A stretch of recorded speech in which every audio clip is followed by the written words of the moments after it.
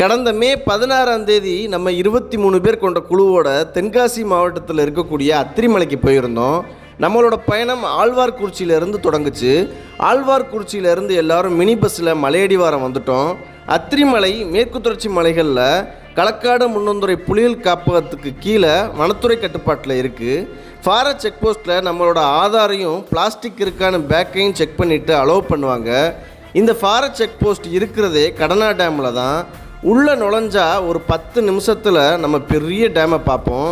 அதுக்கு பேர் தான் கடனா அணை. நாங்கள் போன நேரத்தில் கடனா டேமில் தண்ணீர் வத்தியிருந்ததால் டேமுக்குள்ளே இறங்கி போனோம்.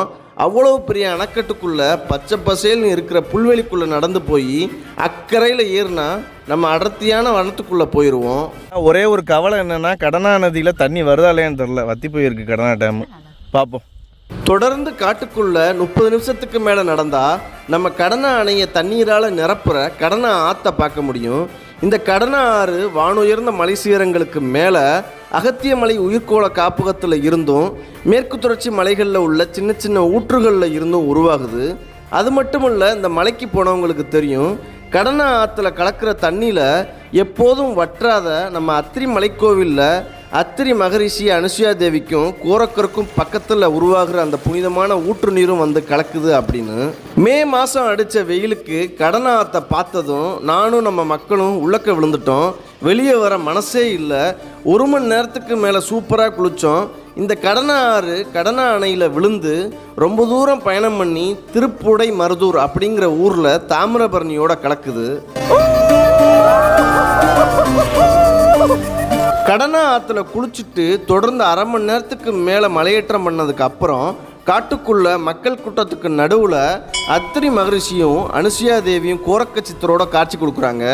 நாங்கள் போன நாள் ஒரு அமாவாசைங்கிறதுனால நல்ல விசேஷமாக இருந்துச்சு. நீங்கள் பார்க்குற இந்த தடுப்புக்குள்ளே இருக்கிற புனிதமான ஊற்றில் இருந்து தான் கடனா ஆற்றுக்கு இப்போ தண்ணி போய்கிட்டு இருக்கு. இந்த ஊற்று கோரக்க சித்தரோட வேண்டுதலுக்கு இணங்க அத்திரி மகரிஷியால் உருவாக்கப்பட்டிருக்கு. இந்த புனித ஊற்று அத்திரி மகரிஷியோட காலடியில் உருவாகி வருது. ஊற்று நீர் இளநீர் மாதிரி அவ்வளோ டேஸ்ட்டாக இருந்துச்சு.